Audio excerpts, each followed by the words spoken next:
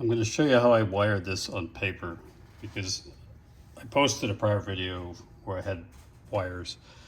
Um, Apparently it confused some people. So let's make it ultra simple. And this is not an electrician's diagram by any means, but this is our Tortoise machine. And there are 8 contacts at the bottom. This is the side that has the piece that slides back and forth where you have the wire going up through your layout, through your baseboard. So the contacts are 1, 2, 3, 4, 5, 6, 7, and 8. The only 2 you care about for the motor are 1 and 8. That's what makes the turnout mechanism move back and forth. And it's just done by polarity. So if you have positive on 1, negative on 8, it'll go one way. If you have negative on 1, positive on 8, it'll go the other way. And that's why we use a double pole, double throw switch to change the direction of our turnout. So think of this as your DC power bus. You've got positive and negative. So with a double pole, double throw switch, the positive, follow the red line, goes into the middle.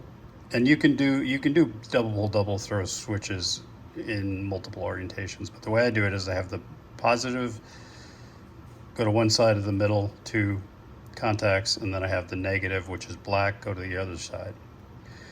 Then what I have in yellow is a crossover. So you cross over this contact to this one and this contact to this one.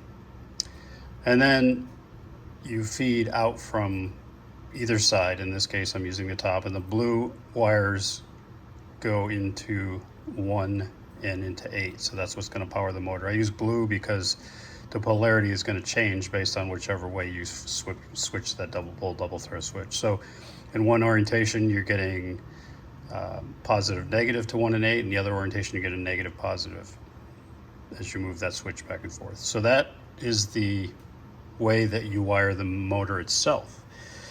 Now for LEDs, and there's a couple of ways you can do it. The way I do it is I use contacts 2, 3, and 4. There's 2 switches inside this Tortoise machine. There's one on this side, and then there's one that uses 5, 6, and 7. I just use 2, 3, and 4. It's easier for me to remember.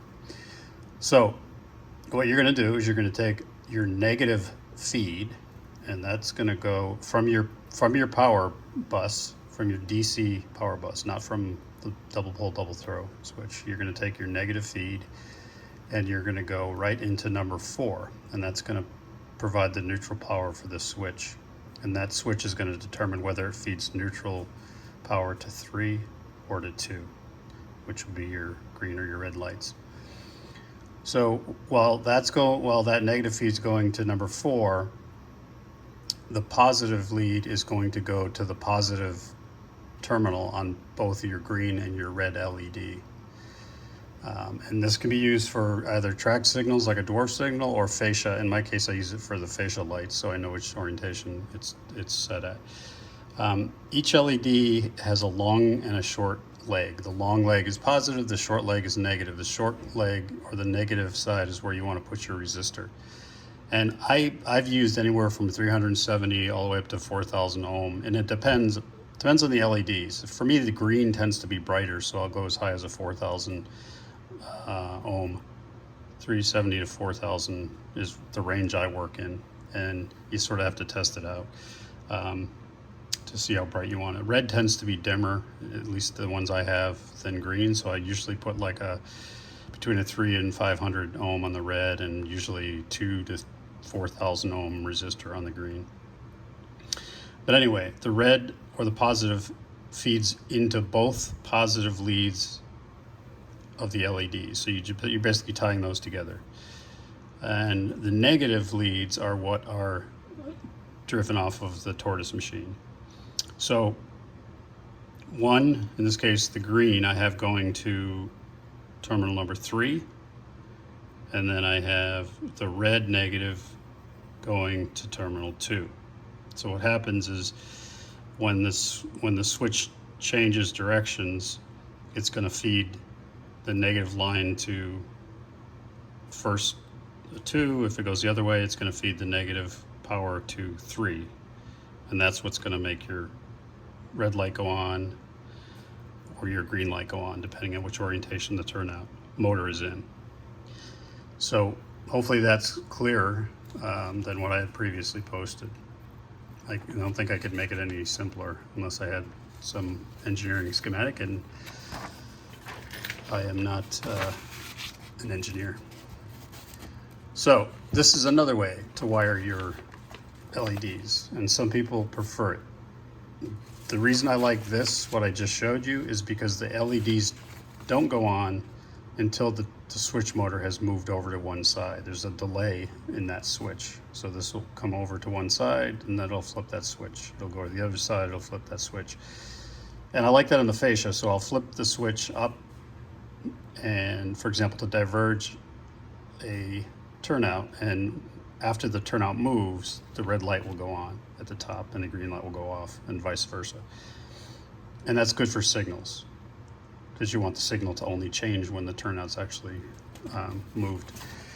Now, some people for the facial lights prefer to have, as soon as you flip that double pull, double throw switch, it's going to go to red or going to go to green, depending on which way you're setting it up. And to do that, remember that these are light emitting diodes, so they're polarity sensitive. If you put positive into the negative and negative into the positive, it won't go on. If you put positive into positive and negative into negative, it will go on. So you take advantage of that in making these things work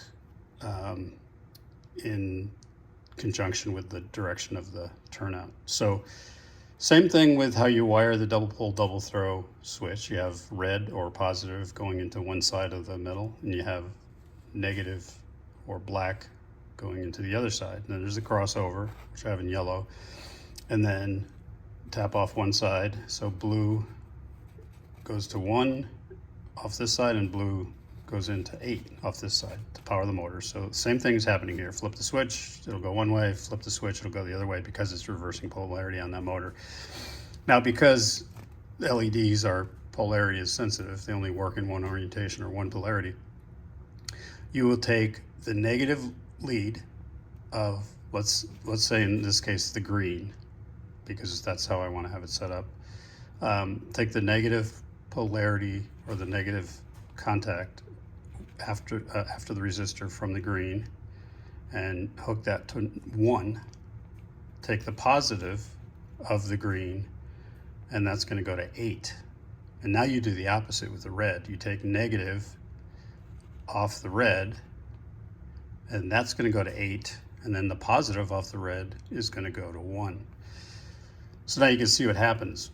When I change polarity of the motor, it's going to change polarity of what's being fed to these LEDs. So the one that's set up, once this polarity flips over, if 1 is positive and 8 is negative, you see what's going to happen.